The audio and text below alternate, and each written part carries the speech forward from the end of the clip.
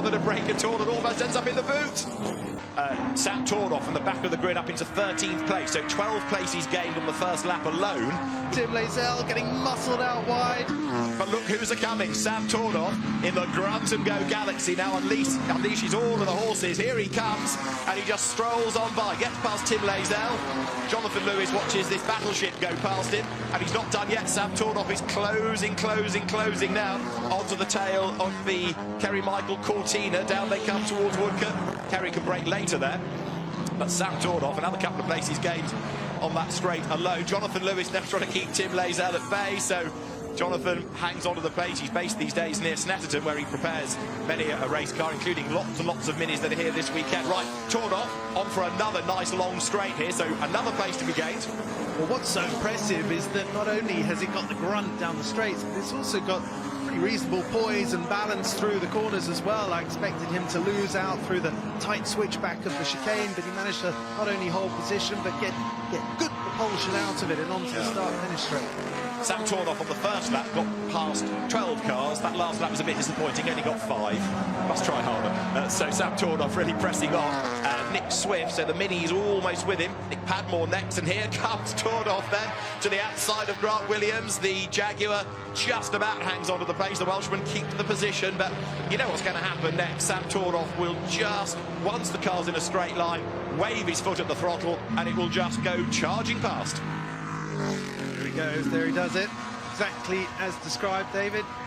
What's going to be really interesting is now that he's got a little bit of clean air, what kind of pace can Tordoff bring out of his car, and will it be quick enough for him to consider catching the leading pack? In the mini battle, as it were, it is Nick Swift leading, but Padmore has to see Tordoff go past. So Sam has now got himself up into 6th place from the back of the grid. But Nick Padmore, of course, doesn't bother to break at all and almost ends up in the boot. That was nearly on the door handles. Absolutely fantastic stuff. So that catches you out a bit. The Galaxie has to brake so much earlier. The Mini can carry all of that speed into the corner. Now Sam Tordoff gets away. The Ford Galaxie 500 pulls clear, storms away over the timing line.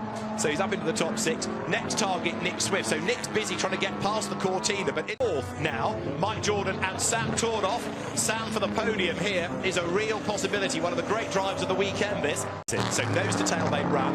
There's traffic ahead. There is Sam Tordoff then in that 3rd place, having got past Mike Jordan. Saunter away in a straight line. Let's try and piece all this together. So this is Tordoff in the traffic, and the Jaguar locks up and rotates, and that forces Tordoff onto the grass. In fact, it was Nigel Webb's Jaguar, apologies, that was the one that spun. Yeah, Nigel just getting a little bit avoided, because that is not so easy to see. The entry to the left of St Mary's is a little blind. You can't see the exit until you're there.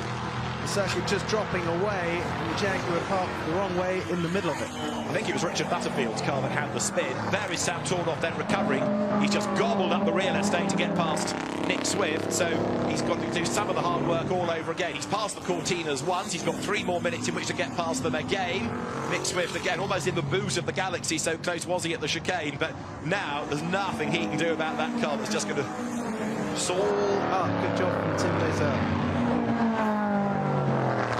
Here's Tordoff up the inside into the right-hander of St Mary's. Can't quite make it stick. Little Cortina's got the better handling through the switchback there.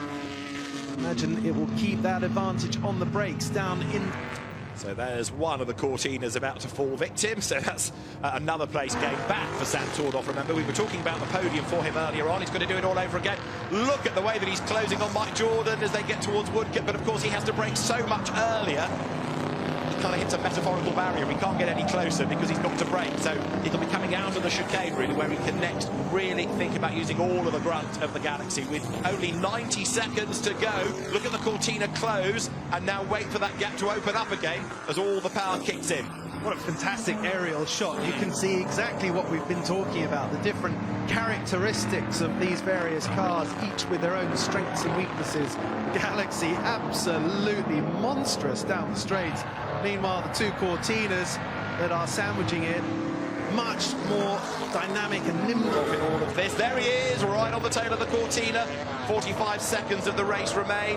Can we squeeze another lap out of it? Sam Tordoff wants another lap because that will help his chances of getting by. Mike Jordan then under attack. Is he going to finish third? Tordoff wide onto the dirt there. Just got a little bit crossed up, a little bit overly zealous on the throttle as he came out of Lavant. Will have had to lift off significantly to gather that up, which he does, but loses momentum on Jordan. The power of the Galaxie will help him close that gap down, but for now, Jordan is safe into Woodcote. We've got 13 seconds remaining. They might just squeeze their way over the start-finish line to give us one more lap.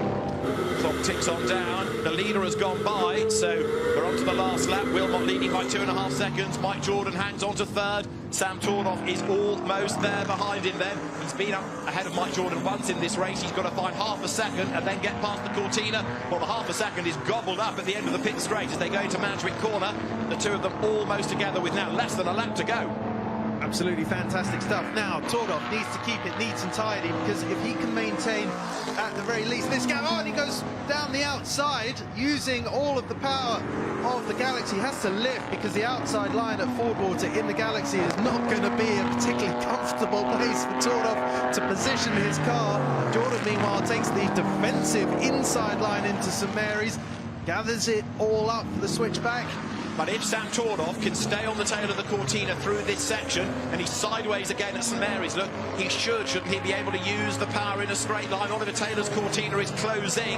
This is the last lap. Is Tordoff close enough, coming out of Lavant, to use all of that power to now get up alongside the Cortina? He's still 2 or 3 lengths back, so let's see. He's closing, he's closing, he's closing, he's up alongside, he's on the grass as well to get past. Fantastic, Sam Tordoff does it. I am coming through, he says to Mike Jordan. There is no arguing with that. Sam Tordoff, grass and all, goes third on the last lap of the St Mary's Trophy. It's going to be a win for Adrian Wilmot, who comes towards the timing line. He takes the checkered flag to win a really lively race. Bill Shepherd second, and for third, it is Tordoff just ahead, but he's going to be slow out of the chicane. Mike Jordan right on the tail, but from the back of the grid to third. One of the drives of the weekend for Sam Tordoff. Brilliant stuff.